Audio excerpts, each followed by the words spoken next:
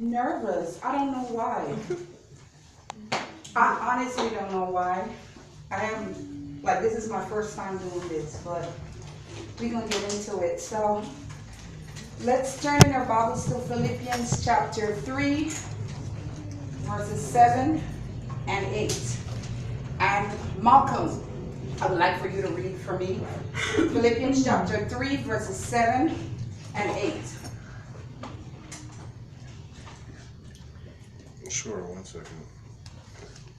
This is one. Just 7 and 8. Of course.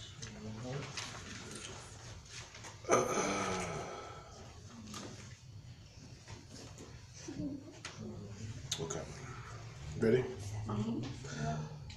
But what things were gained to me, these I have counted loss for Christ. Yet indeed I also count all things lost for the excellence of the knowledge of Christ Jesus, my Lord, for whom I have suffered the loss of all things, and count them as rubbish, that I may gain Christ. Read it again. But what things were gained to me, these I have counted loss for Christ. Yet indeed I also count all things lost for the excellence of the knowledge of Christ Jesus, my Lord, for whom I have suffered the loss of all things, and count them as rubbish, that I may gain Christ and be found in him. This morning I want to share from the topic, the surrendered life. We know surrender is to give up. It is something to give up something to someone else, that a person is to relinquish. This morning as we were praying, Malcolm was praying that, and Minister Kamika, that we relinquish or fear, we relinquish pride, we relinquish, different stuff.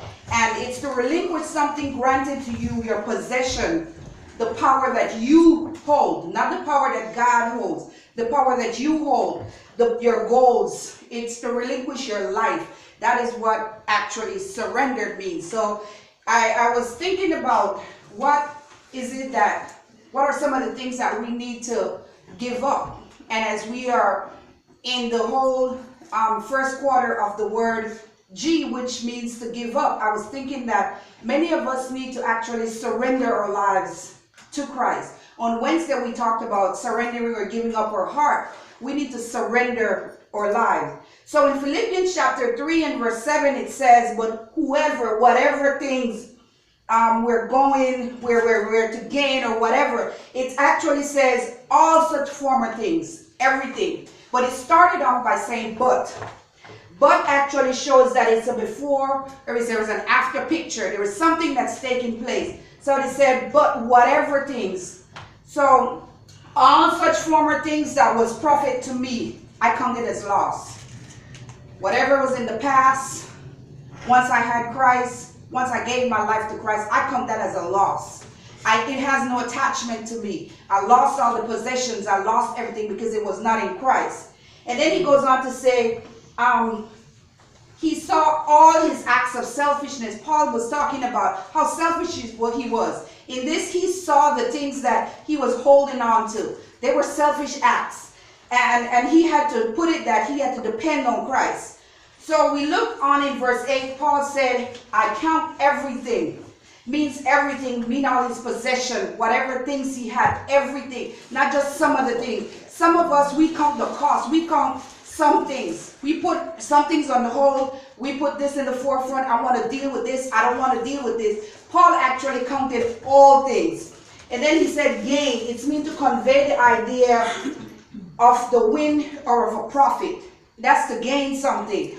God showed his love by dying for us, and we show our love by giving to him.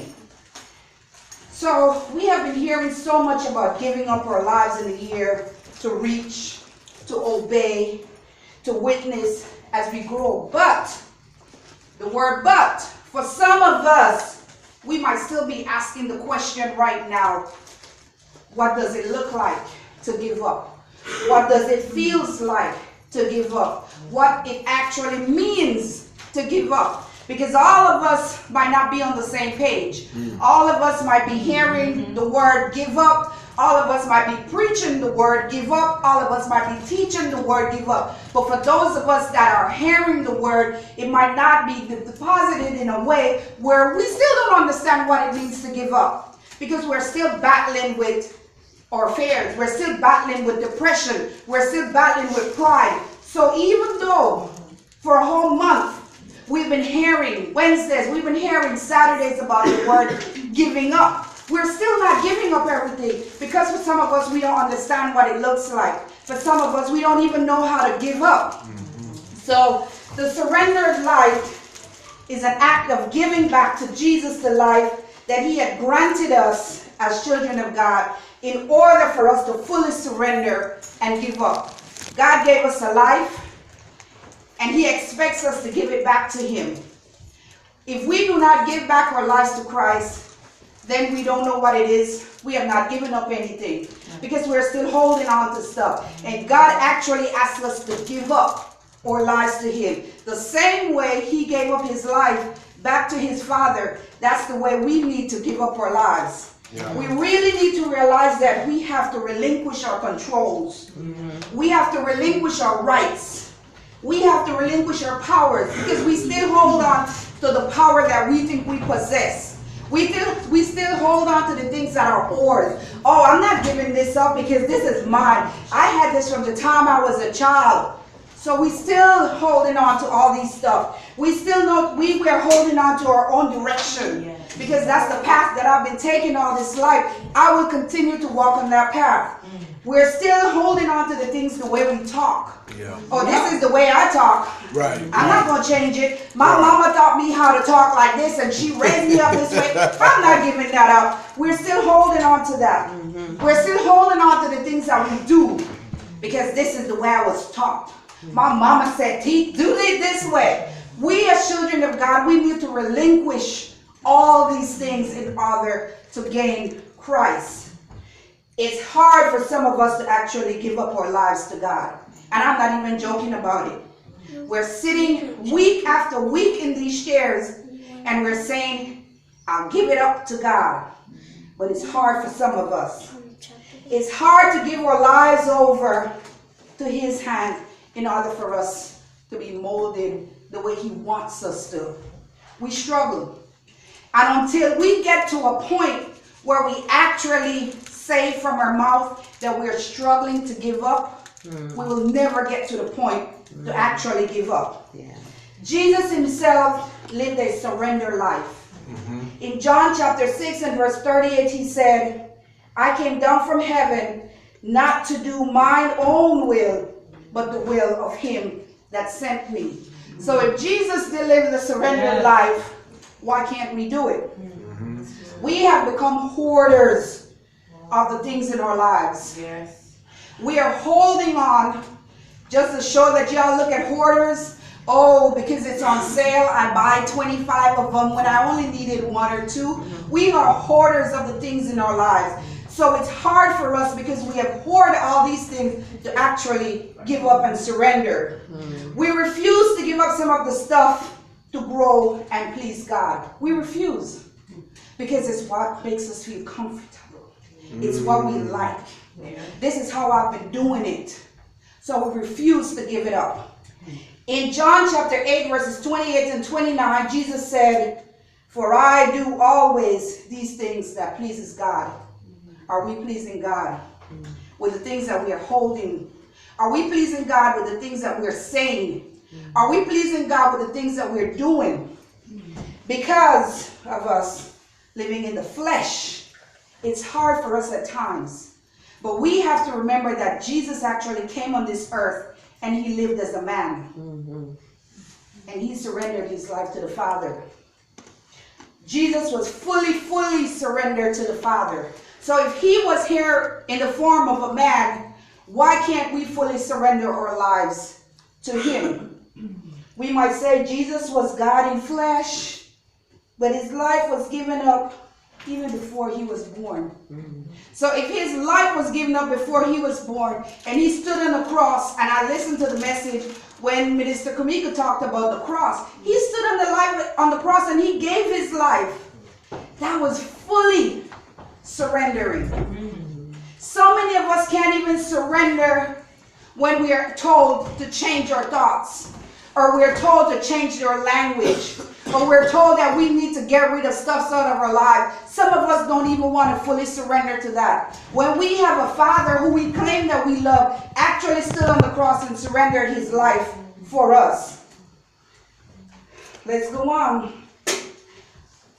Jesus came to live not as God, but he came to live just like us on this earth. He experienced life the way we do, and like us, he had the will of his own. The same will that he had to say, Father, let this cup pass from me, we have the same will as the Father did. Make no mistake that the act of self-surrendering is totally within the power to do. The same way Jesus surrendered to God, that's the same power that we have to surrender our will to him. I'm choosing to lay my life down for God. Being in St. Louis, the first 2 weeks was the hardest 2 weeks of my life for a long time, because I was not surrendering. I still had my thoughts on K-How LA. When I knew that God had me there for a specific reason for K-How St. Louis, my thoughts were still here. All I was making sure was, I wonder it was Miss Renee's birthday. I wonder if they were going to make sure they celebrated Miss Renee. That was not my concern. I had to surrender to what was going on in St. Louis. So God could not use me in the first 2 weeks, because all my thoughts was on everything here in K-How. I had to shut it down and actually surrender to St. Louis. The moment I surrendered and I told the pastor, this is it. I think I even spoke to Kamika on the phone. I said, I'm fully surrendered to what God has me there for. Things changed immediately. I had to surrender. I had to lay my life down. Nobody told me that I had to lay my life down, because that's me surrendering. So right now, I'm at a point for the gospel of God, I'm going to lay my life down for it. It don't matter where I go. Because until we surrender, things will not change for us. That's good. My Father in heaven, he gave me the right and the privilege to lay my life down. Nobody gave me that right. Nobody gave me that privilege. Only God did. In order for us to give up, we have to surrender. He also gave me a choice to pass the cup. It's my choice. Whenever communion is passed, it is my choice, based on where I am, based on the things that I'm hoarding in my life, based on me not walking in the will of the Father. One thing I also changed on 2017, while we were in here and we were praying, standing in that corner, I said, my desire for 2018 is to walk in the will of God. When I got to St. Louis, I had to change that. Because I've always been walking in the will of God. What I had to change was that I will not allow people, situation, or circumstances to take me off the path from walking in the will of God. Yeah. We're all walking in the will of God. Yes, yes, yes. But in a snap, somebody, something, situation can take us off the path. Until we stay on that path, then we are fully surrendered. I choose to do it out of love. I choose to take the cup. I choose to walk in the will of the Father, because I am fully surrendered. In order for us to grow this year, we have to give up. We have to surrender in order to reach. Because after we leave, grow, we won't be able to reach and to love on anyone else if we have not fully surrendered. I have to show obedience, because after I've given up and after I've reached, if I have not done those two, I won't be able to walk in obedience, because I didn't even start it off by surrendering. I won't be able to witness, which is the W all the way at the end, because I have not surrendered. How will I reach? How will I obey in order to witness. Nobody won't be looking at my life because my life will not be an example. So as we read the story of Paul, we see where Paul was actually a Jesus hater. He was actually a Jesus hater. He was a self-righteous. He was a persecutor of Christians. He was also a man of great self-will, though, and ambitions. Yet the Lord took the self-made, the self-righteous, the distressed, the self-directed man, and brought him into subjection, into the will of the Father. What did he do? If we know the story, we give you the scriptures, and it's actually we'll get to that. Paul told us to look at the life as a guide to be surrendered. So I have a question for you this morning. My question is an honest question I want you to ask yourself. Have you set your heart to go deeper with Christ this year? Because if we have not set our heart to actually go deeper, not the surface things with God, but if we have actually set our lives to go deeper with God in 2018, in the year that we have put aside to grow, we have to surrender. Today, I want to walk you through a blueprint. If you choose to fully surrender and give up or relinquish your powers, your possessions, your goals, and your life. The path to surrender begins with a God of utter helplessness. We gotta be helpless. We cannot walk in with our chest all puffed up like we can do everything for ourselves and we know everything. We need to be knocked off our high horses. I'm gonna say it as it is. So many of us think that we are spiritual above everyone else. So many of us think that we can just put our hands and lay it on everybody because God has given it the powers to me. So many of us walk around like we're more holier than thou. Some of us think that I have arrived. We need to be hopeless in order for us to start surrendering. Some of us need to be deliberate with our actions and our thoughts. Paul was knocked off his feet on the road to Damascus. He had to surrender. There was no way, with that bright light in his eyes, he would have been able to continue to walk. So he was hopeless. He was helpless. Some of us need to be knocked down off our feet and start up back again in this time of our lives as we are reaching and we're studying the Word to grow. Some of us, the spirituality that we think we possess, we need to lay it aside and ask God if that's the will that He has for our lives. Some of us need to start praying more earnestly and stop babbling words because we have the words to bring forth. We need to surrender the words, even the words that we're bringing out to God in order for us to grow this year. As we read in Acts chapter 9 and verse 4, all the way down to the end, that is actually the story of Paul being knocked down and changed, with his name being changed. The story shows Paul's emptiness, and he was putting on a show, just like some of us today. I'm not a person that would bring the word and sugarcoat the word for nobody. Some of us, we need to stop acting.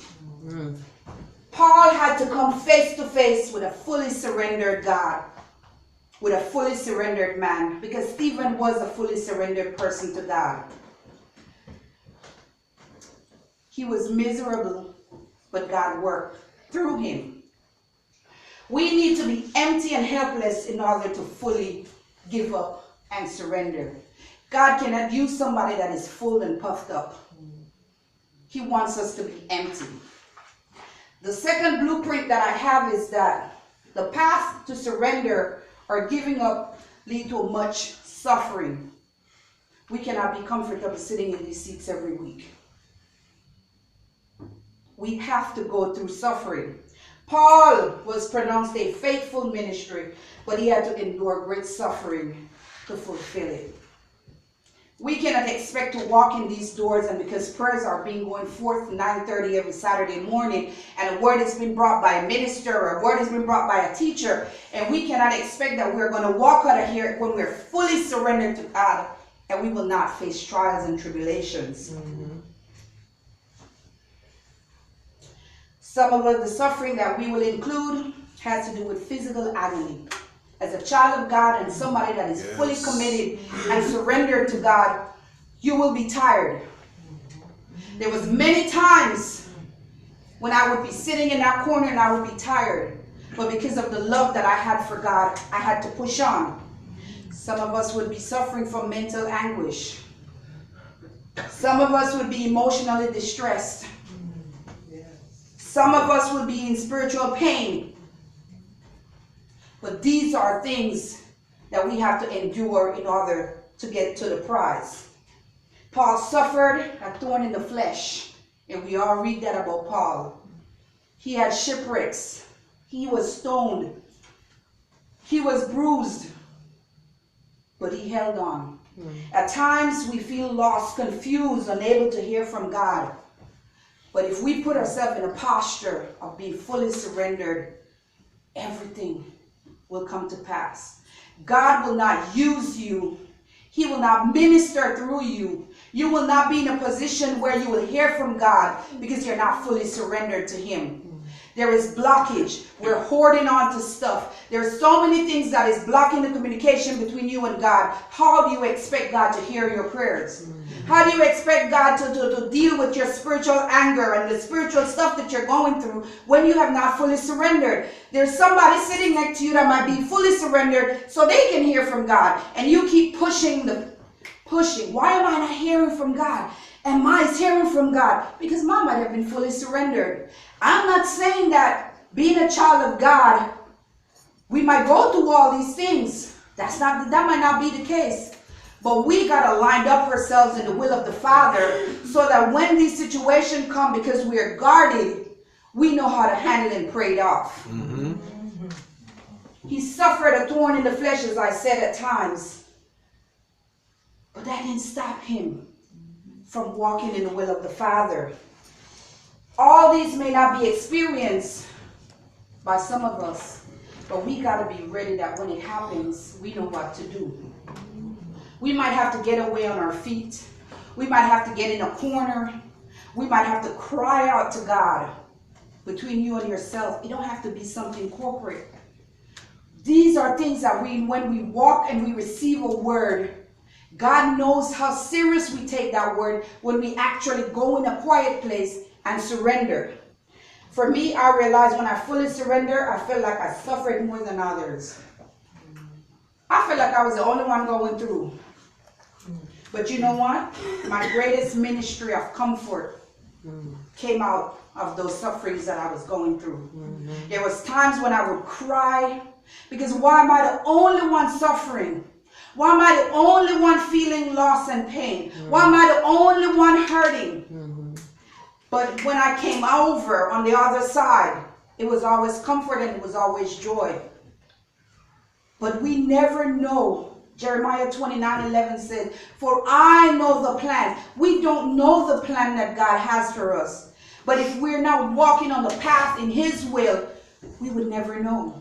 Because we always try to interject and put things in the will of God and put things on the journey to try to make it go further. But it will never happen. We need to live a life that is fully committed to the things of God.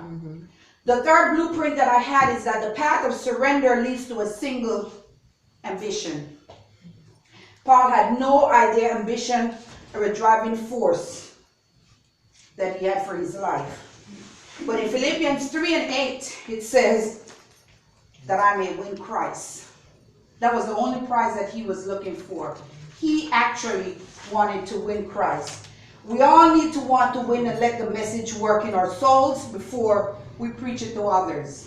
That's why I said, if we have not surrendered, if we have not obeyed, how will we be able to witness? So we have to let the word of God penetrate in our hearts and in our soul. So by the time we get to witnessing, we will be ready. Oh, she have gone through all this. She's ready. You cannot speak on life experiences to somebody and walk them through something if you have not experienced it. Because then you're talking off of somebody else's experience. The fourth blueprint that I had was that the path of surrender brings contentment in wherever and whatever you do. Many of us live in constant discontent. We complain. We're never satisfied with what we have. We live our lives in ifs. We live our lives in but. Whenever you try, there's always a rationale. I can do it if. I can do it, but. As Christians and as believers of God, our life should never be lived in ifs and in buts. Contentment was a huge test in Paul's life. Through it all, the disappointment, the pain, the threats of his life, God is teaching you something spiritually. But if we do not endure to the end, we will not reap the benefits of it. In Philippians 4 and verse 11, it talks about, in whatever state I am, therewith I will be content. Being content would result in a surrendered life. We all need to quit the world with its ambitions, and we need to focus on the things of God. Stop thinking and looking at what the world is doing, but start focusing on what the Word of God says for our lives. This year, as we grow, the key part of really actually starts by giving up of our hearts, as we mentioned in Wednesday night's Bible study. Nothing's going to happen if we don't give God our heart. God don't want our feelings. He don't want our emotions. He wants our heart. He wants ourselves. He wants our lives despite of what life throws at us. So today, I'll leave you with an encouragement. As we're growing and as we're giving up, let us surrender our lives fully to the cause and to the Word of God. Question, comments, concerns?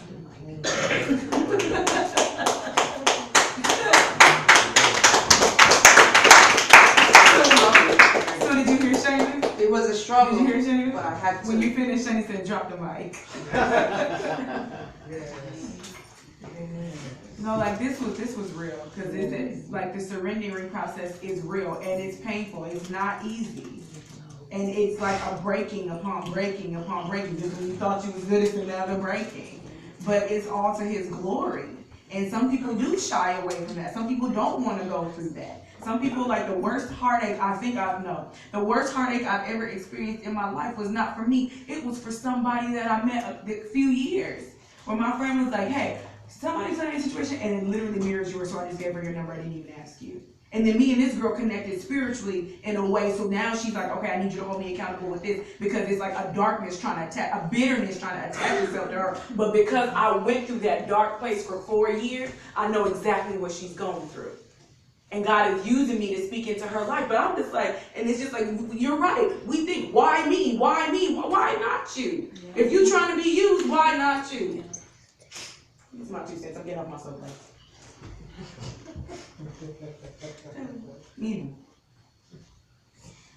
This was a hard message. It's a good one. I'll say this. You had asked earlier if we had purposed it in our heart this year to surrender in order to grow. And when you said that, I thought about it and I said, you know what? I had not purposed it in my heart to surrender. I purpose it in my heart to grow, but not to surrender in order to be able to effectively grow. And I've noticed that you also mentioned many mental and emotional and physical distresses. And I can personally admit, because I said it in my prayer, I said, you know, God, I came here in my mind. I didn't have the right mind when I woke up this morning, because I allowed thoughts and ideas and dreams and aspirations and where I saw myself in them began to distress me and began to attack me. And I dwelled in them instead of allowing myself to just fully take on the mind of Christ. You know, it's one thing to be experienced in your walk with God and in religion, and you use that as, not necessarily as a crutch, but it's a common thing that's always there. But we have to be constantly, I'll speak for myself, I have to constantly push into the things of God. because I cannot take for granted that I'm saved. I cannot take for granted that I walk in the gifts of the fruit of the Spirit. I can't take for granted. And so I realized that I had not surrendered myself completely, and that I need to surrender myself, because that's where all these distresses are coming from. Because I am trying to do things in my own strength, rather than in fully in God's strength. And I also noticed that I didn't want to completely surrender, because what did I write? I said, because I'm not ready to go through more suffering. Not that I'm unwilling, because I've been through a lot of suffering. It's just that I'm just not ready right now to go through a lot of suffering. At least that was before your word. And I'm committing my heart again to actually surrender. I counted the cost. I'm going to surrender. I surrender. Actually, not going to. I surrender, because I want to grow correctly. I want to grow upright, and I want to let go of these hindrances that plague me from my youth.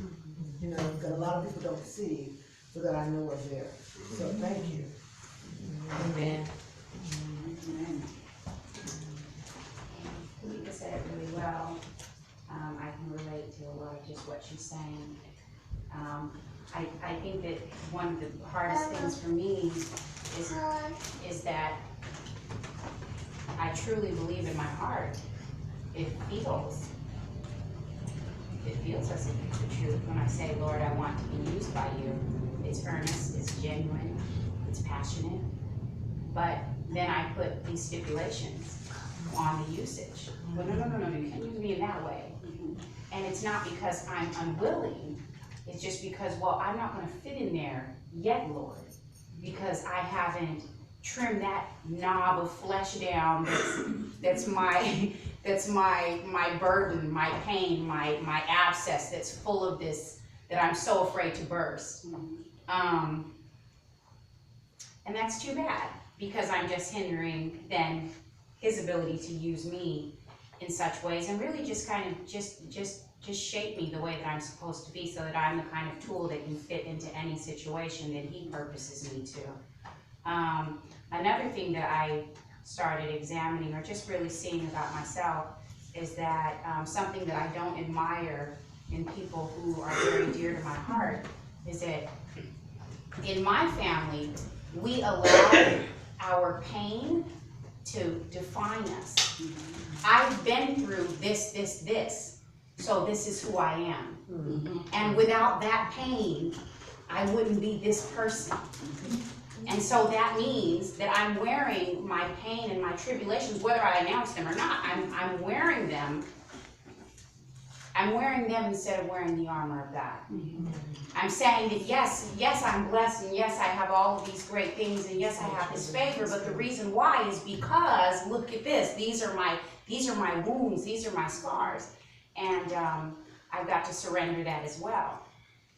Releasing that, which is far harder to do than it, there is a level of fear, and it's good that you're praying on fear this morning, because I don't like to think that I'm a fearful person, but I have to admit that, I have to recognize that. So even just surrendering to the truth of what's holding me back is also good. So thank you for being so obedient. Another thing I was thinking is, you said you felt like it was the first time, and immediately what came to me is, because when you started speaking, there was nothing first time about it. But I think that, but you brought it to how you were supposed to, but I was just thinking that we're supposed to feel that kind of nervousness and excitement when we know that God is going to use us. So, you were well used today. I think that that's just the newness of the day that He just gave you, that you were feeling that kind of nervousness. It was nerve-wracking. Right, but not because you're not familiar with what you're being called to do, but simply just the excitement of the newness of this day. What you did today is something new, so I'm grateful for your obedience. Well, I just want to say I appreciate your candor with that message. And I want to say that what my mom said about our family is true. To some extent, we allow our pain or our frustrations to get the best of us, whether we actually make that public or not.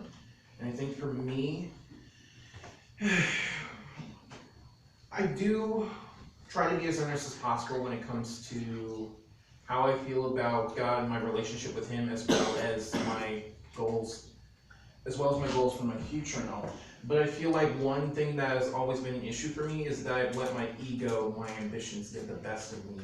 I placed myself in scenarios that couldn't possibly happen within this short amount of time.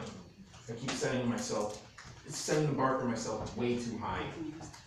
And that ends up in disappointment, and in some cases I feel like it's led me to insanity. You know, the habit of doing the same thing over and over again, expecting different results. And hearing what you said just made me reflect back on that. And with me going back to school on Monday, or well, starting school again next week in general, and trying to balance work and school, that's where I am supposed to be. Learning how to grind, and learning how to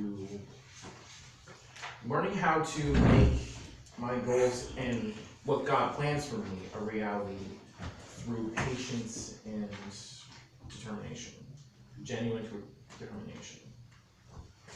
I was trying to go back to when you said about the ambition part. When the only ambition that we should have, when I said in Philippians 3:8, what we read, was that we live in Christ. So whatever the stuff that you have and that you want to win, you need to actually just give it to God. Just give it up to Him and surrender it and let it go. And that bar that you have set, you're not sure if you'll be able to reach that bar until you give it to God and actually surrendering it. But when you try to hold on to it and do it yourself and try to meet all those expectations on your own, then you fail. Then that's when the depression and the stress and all the worrying start taking place, but because you have not surrendered it to God. So even though you might have a very high bar and a high expectation, leave it there, but just surrender it to God. Trust God.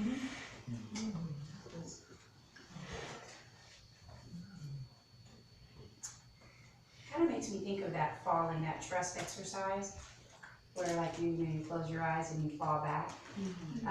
That's completely surrendering your physical well-being to a person that's standing behind you. You don't know if they're behind you or not, and that's really what the Word is asking us to do, telling us that we must do daily, is to close our eyes and fall back. That doesn't mean that we don't want to accomplish anything in the day. That doesn't mean that we have a death wish. But we're really saying, I can't say that I trust you if I'm not surrendering to that. I have to surrender. And particularly God demands that of us, you know. Christ is asking us to do that because He's showing us the way to a happy, fulfilled life. But first we have to give up our life. We have to give up all the things that we hold dear. Trusting and knowing that the things that we have left are the things that we're supposed to have. So, you know, that's comforting. I know for one, it's been that way for me. I like to remind myself. Of the audit and when I lost. I like to remind myself. I like to remind others. Not because I feel like it's just such a remarkable story, but it really is. Like at that time, I had to completely surrender because I did not know from one day to the next if the government was going to send a marshal in to literally take every bit of money flowing through the restaurant to the debt. The debt was over $2 million when it came down to it. And that started at $800,000 with all of the penalties and the taxes and everything. I lost my house. All of my bank accounts were emptied out literally overnight. And my business still kept its doors open for 4 years. And in that period of time, I felt like every day I was losing my mind. I went into the restaurant, I smiled, I acted like everything was normal, but nothing was normal. I would wait and I would drop them off at school and I would just boo-hoo. I would come to New Dawn and I would just act like it was such a weird place to be. But looking back, I realized that was my complete surrendering. And in the end, everything that I lost, all the things that were of such woe to me as I'm looking at all these things being stripped away and having no control over it, I never lost anything that I couldn't afford to lose. I kept everything that I was supposed to have. And it wasn't until I just opened my hands, I just stopped fighting it. Just said, I have to trust you, Lord, because I am literally naked against these powers. I have absolutely no way. You are guilty until you're proven innocent. And in that time of surrender, so I'm just saying that to just remind that, again, like I said, it's not just such a remarkable story because people go through all kinds of tribulations, and I'm certainly not saying that this one is of exception. But you would not know. I would not know, and it's good. It's a good reminder. So here I am, even now, today, holding on to things that I should be surrendering, when God has proven time and again He's kept every promise. He's kept every promise to me. You know, so it's good. It's good. One of the things that stood out to me was when this morning I sat at the table and y'all know I always do my messages and I do it with my family. And I was talking to my mom and I was like, immediately I paused for a minute because I literally heard that we're hoarders of stuff and I was like, ooh. So that's what I was doing. I was hoarding on to feelings. I was hoarding on emotions. I was hoarding on things that was familiar, things that I was used to. Yeah. And until I started like when you see the show Hoarders and you see them starting cleaning out the house, these people there, they don't even realize they're free. And I was like, okay. So we do that. Until we start getting rid of stuff, we cannot surrender with baggage on us. There's no way. There's no way we can surrender with baggage. So my mom was like, where do you get these things from? I said, Jesus. And she's going in a whole different tangent and giving me about Paul and Saul and the name change. I said, that's not where my focus is. We got to surrender. I said, are you surrendering right now? She's like, leave me alone. Take your message to King now. I was like, okay. But it's serious. We got to surrender. We got to surrender. There's no way we can grow. There's no way we can grow if we don't surrender. It is. I feel like my son just looked at me. My mom is a hoarder. She's a hoarder like the kind you see on TV. My mom lives with me. So the city has come on a number of occasions. And it's really by God's grace that they don't keep coming. How to let go. There is the backyard, my backyard, because I have a back house. I converted my garage into another house. That's where she stays. And it looks like Sanford and Sons. And when the inspector came, and I told my mom I wanted her to be there. I actually wanted her and her husband to be there, but my mom was there. And the inspector says, "Oh no. This has got to go. This is not. What is that? Is that 3 refrigerators? Is that and literally every single thing." My mom's like, "No, these work. No, that's a mahogany door." And no, that's exactly how we do with our Christian lives. That's exactly what we do. Spiritual release that we have. I'm using it, but it's a sickness. And when I look at it in that's the outward manifestation of everything that's going on inside of her, which is why she is so burdened with all of the things. She's hoarded so long. My mother wasn't always a hoarder. We didn't grow up in a hoarded house. So what it is just the accumulation of all that she's piled up in her heart and in her poor spirit that now is just become this thing where when I go back there and when I rent a dumpster and I'm like, Mom, there's a dumpster in front of the house. I'm getting rid of stuff. You want to get rid of some of this stuff? You know what my mom does? She go and pull stuff out of the dumpster that I've thrown away, and now it's in the backyard. And it's funny, but it's not. It's funny, but it's not. It's heartbreaking. I'm talking about my mother. This is part of my. It hurts me because I know that she's so burdened.